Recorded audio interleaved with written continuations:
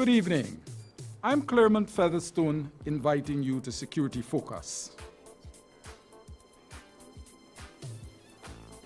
It is with sadness that I report on the passing of my dear friend, Leon Walcott, former senior journalist and aide to President LFS Burnham and H.D. Hoyt, who died quietly in his sleep on Sunday night. He has also been part of the consultant staff of the Guyana Review magazine, which was edited at that time by Brigadier David Granger, and together we worked for a number of years, perhaps 10, 12, 13 years on that program. Members of the media fraternity and friends of the late Leon Walcott will be informed of his funeral arrangements, among others, in subsequent broadcasts. And now we go to our regular programming. There are a couple of things that I would want to talk about today, starting with the non-remittance of NIS by security companies.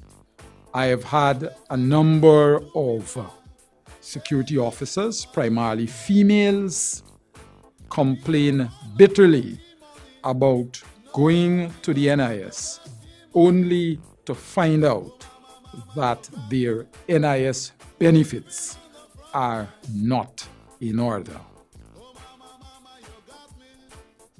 I would like the authorities to therefore pay keen attention to this development or new development.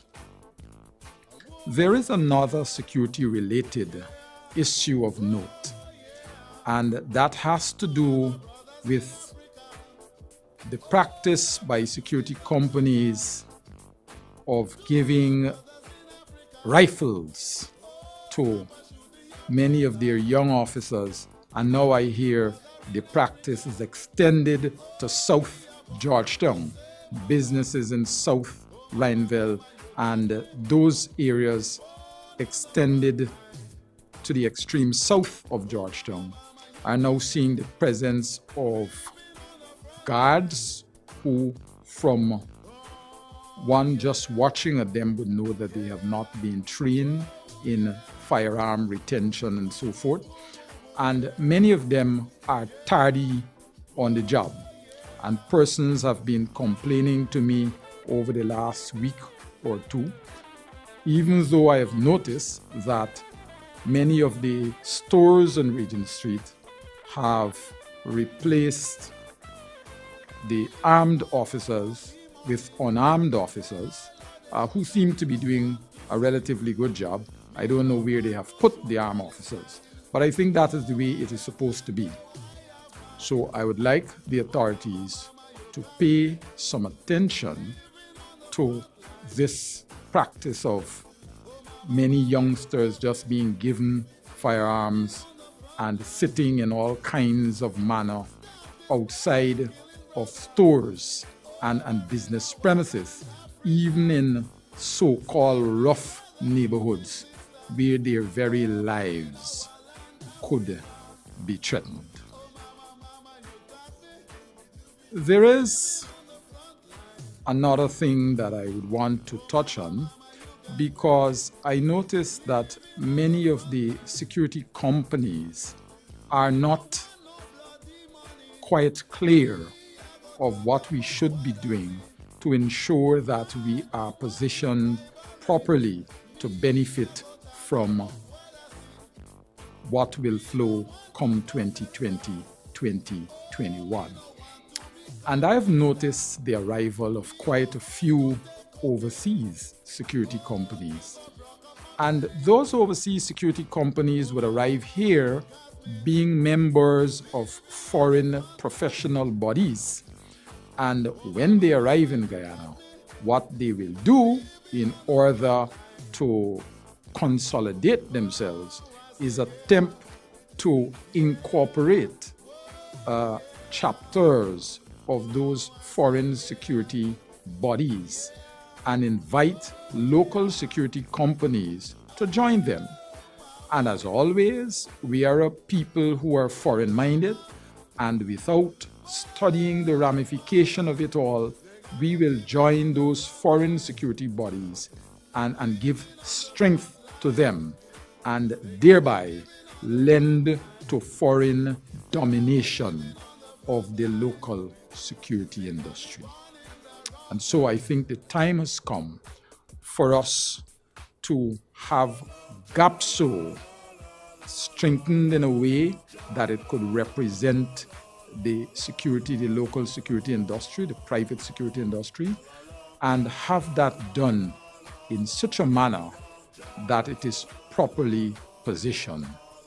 In that respect, I think the first order of things ought to be the removal of GAPSO from the Guyana Legions Hall, because over the years, GAPSO has been seen as a kind of extension or appendage of the Guyana Defense Force, and that has created a situation which has prevented the entity from being able to operate in a forceful manner. There has also been what we call military dominance in the private security industry, where as a result of GAPSO being placed or housed at the Legion Hall, the entity has not been able to function as an independent entity, and hence the lukewarmish way in which it carries out its mandate. So I think we ought to look at a way in which we can restructure GAPSO so that it is better capable of protecting and representing the members of the local security industry, or its membership as a whole. When we come back, I shall speak some more about a few other relative matters to the industry. Thanks. Stay tuned. Security Focus is brought to you by Regium International, Northwest Investment Inc., IntelliGuard Specialist Security Services, and the Institute of Security and Public Safety. Welcome back.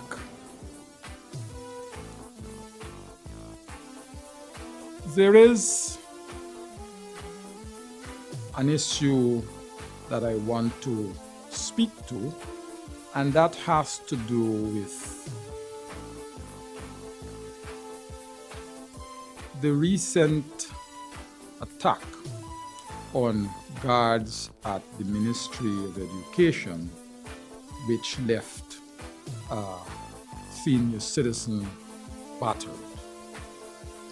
I have always wondered why government agencies have gotten into the rat race of having fly-by-night security companies protect government institutions.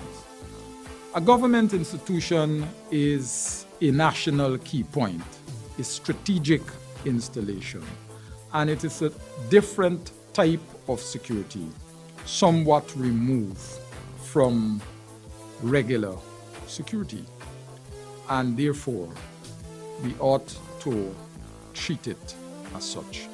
Now we have a situation where people are losing cars and motorcycles and parts of motorcycles and parts of cars in ministries. Previously, as I know it, a ministry was a very safe place.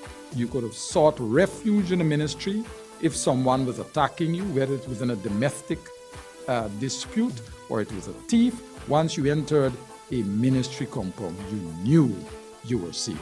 Not anymore.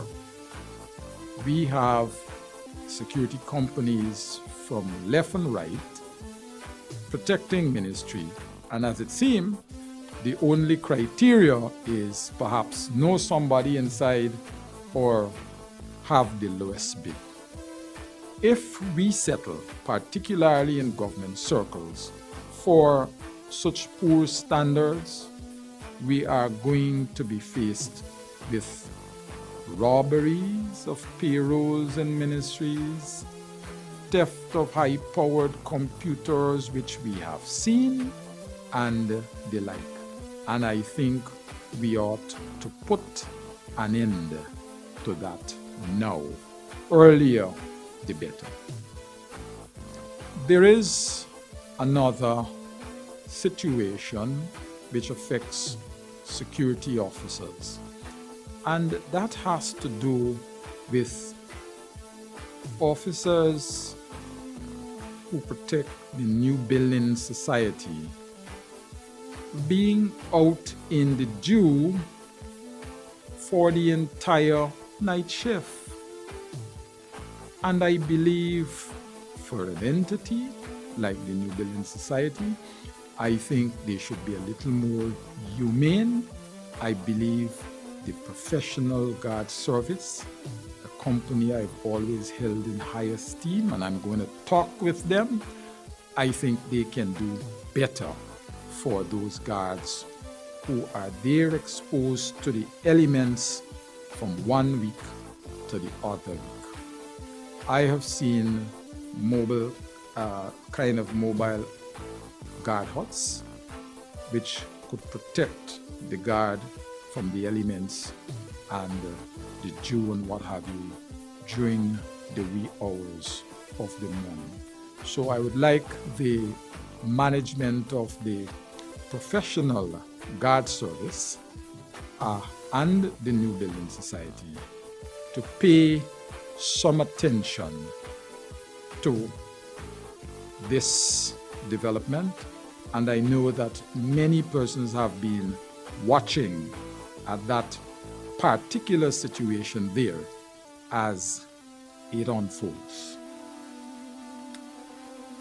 I have spoken at length with security officers, and they have said to me that there are many companies, security companies and departments that are charging them, touching their earnings.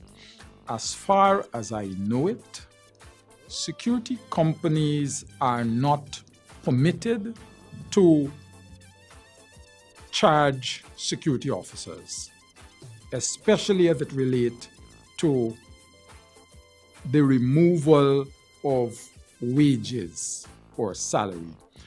If there is some sort of allowance, then you could withdraw part of that allowance, as I know it, or you could have some penalty for the total removal of the allowance, as the case may be.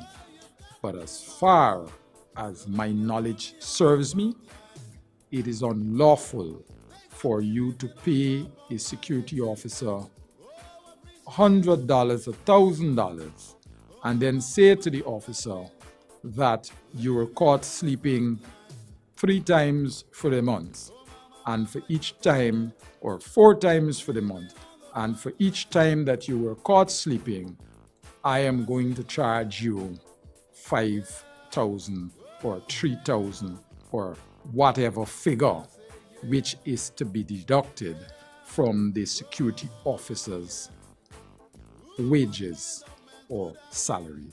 That, as far as I know, is illegal and should not be practiced. And if it is indeed going on, I am asking the security companies and the relevant authority to kindly pay some attention to this illegal practice. There are a number of other issues that currently affects the industry. From my standpoint, I honestly believe that the current administration has lost control of the industry, even if it is momentarily. But what I'm seeing here tells me that the government has lost control over the industry because when the government came into power, the bureaucrats who remained loyal to the former administration. And many of the security companies that you see today, ones that recently came on the scene, are essentially companies owned by persons, many of whom benefited from state protection. They were protected in the main by the Guyana police force. Today, they cannot do that. They cannot receive support or security from the state and have chosen to incorporate their own security network, which is their right. And they utilize their contacts and the people that they knew from afar.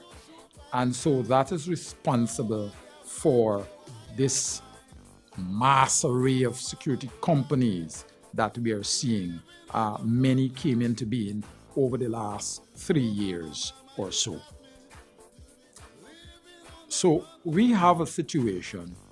If you look carefully at security companies, you will note that the majority of problems presented by security companies are being presented by companies that were incorporated within the last 3 to 5 years. And with respect to firearms, I have noted with particular interest the practice of security going into the direction of force. Security companies are being incorporated today and applying for firearms tomorrow. And when they get these firearms, then they roll out their operation, so that the operation and the services offered by the security company is predicated on the acquisition of firearms. But it was never meant to be that way in any country of the world. But I notice that that is what is happening in Guyana at the moment. And I would hope that these security companies, many of whom are giving a lot of problems at the moment, if you go down Regent Street and many parts of Georgetown and you see young men with firearms, many of them perhaps might not have been properly trained or screened, you will notice that they are connected with security companies that just came on the scene. Many of them were incorporated to provide security in the interior, but as soon as they got that incorporation document, they started offering security services in Georgetown. And they had a different mindset to the security companies of old, and it is indeed causing quite some problems. When we come back, we will continue with matters of import to the local security industry. Please stay tuned. Security Focus is brought to you by Regium International, Northwest Investment Inc., IntelliGuard Specialist Security Services, and the Institute of Security and Public Safety. Welcome back. There are some other issues that I would like to report upon. And one has to do with the non-availability of toilet facilities at many security locations, so that both male and female guards, but especially females, do not have the uses of these facilities. There is another problem that has been reported to me, and that has to do with the non-availability of first aid kits. There are many large security locations, many large entities, and they have multiple security officers working there, at times as much as 15 on a shift. And yet, there is no first aid kit there. So somebody gets injured and life takes on an ugly twist. So I would like security companies and our private and public sector entities to pay some attention to presenting first aid kits in a conspicuous place, and also having a certain amount of the security officers. And you should know that first aid is one of the key areas in security. All security officers at every level, whether you're at the watchman level, whether you're at the guard level, whether you are at the security officer, supervisor, or manager level, first aid is an important part of the curriculum. And I would like to encourage companies and guard companies, security departments, and entities in both our private and public sector to honor their obligation in that regard. We must also pay keen attention if we are going to go into the 2020-2021 as a modern industry. We must start paying keen attention to security training. Many of the problems we encounter from time to time has its genesis in the poor training or socialization of security officers.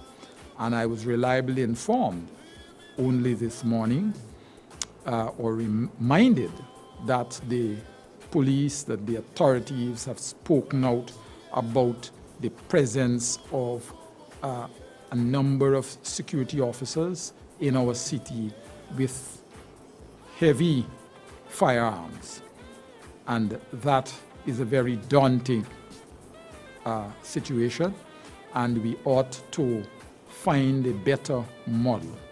I've said often to members of the industry that it isn't the firearm, essentially, that does the job, but it's more the officer knowing what to look for. What do you do, for example, when you are positioned on the pave at Christmas time and there are patrons right around you, and you're in the middle with a firearm 3 feet, 4 feet long? How do you defend yourself? Even if you have a sidearm, how do you come out of a box on the pave? How do you protect the premises while standing on the pave? The store is filled to capacity, the pave filled to capacity. How do you maneuver?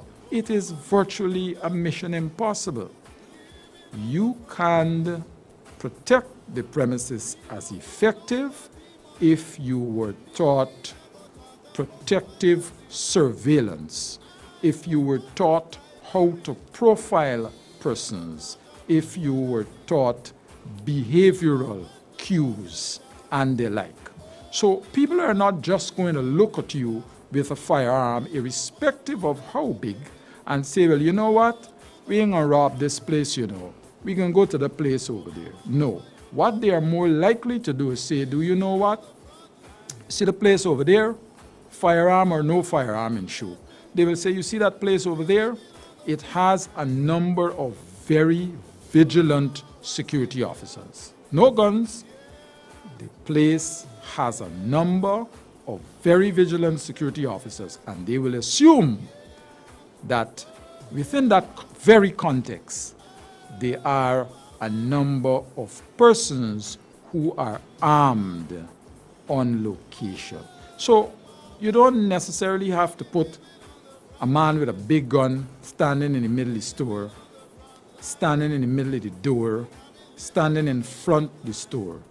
It is very unlikely that in a threat situation, those persons will be able to do much because they would have been neutralized. They're already exposed to the elements. As always, I have enjoyed speaking with you this evening. I am Claremont Featherstone, wishing you the best of the remainder of today. Thanks for watching.